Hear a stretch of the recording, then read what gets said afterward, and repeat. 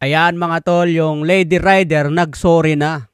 Mapapanood sa kanyang latest upload mga tol, pinuntahan pa nila yung driver ng pickup para mag-sorry. Pero hindi nila inabutan.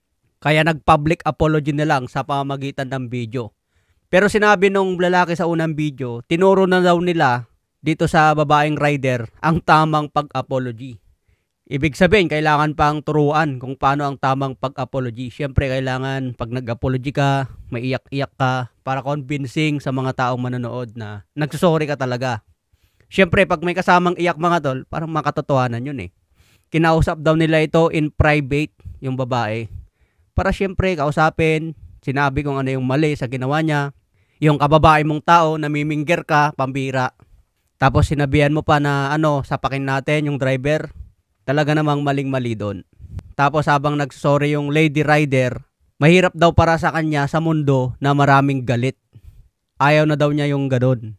Ibig sabihin, kung hindi pala siya nabash ng todo-todo, hindi hingi ng sorry. Kaya yung paghingi pala ng sorry, kailangan pang pag-isipan. Ang alam ko kasi, ang paghingi ng sorry ay kusang loob. Kasi nagsisisi ka sa ginawa mo. Kumbaga, may nagawa kang mali, "Oy, sorry." Diba, nagpapakumbaba ka na kasi maling-mali yung ginawa mo eh. Pero ito, ibang klaseng pagsusorry ito. Kasi kailangan pang pangaralan, kailangan pang ituro, at kailangan may dahilan para mag-sorry. Yun nga, sinabi niya, ayaw na daw niya yung mundo na maraming galit sa kanya. Kaya nagsusorry na siya. Para naman mabawasan yung mga nagagalit sa kanya. Tapos siyempre may emotion para convincing yung pagsusorry niya.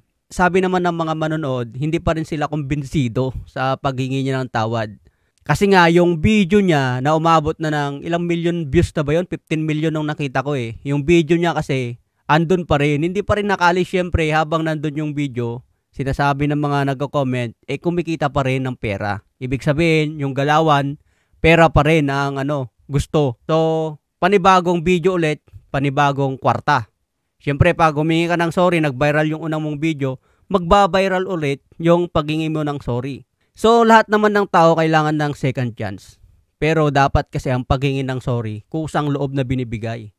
Alam mo palang mali yung ginawa mo, dapat nung unang araw pa lang, naghingi ka ng sorry. O kaya yung pag-upload mo ng video, na-analyze mo na mali yung ginawa mo, binura mo na yung video.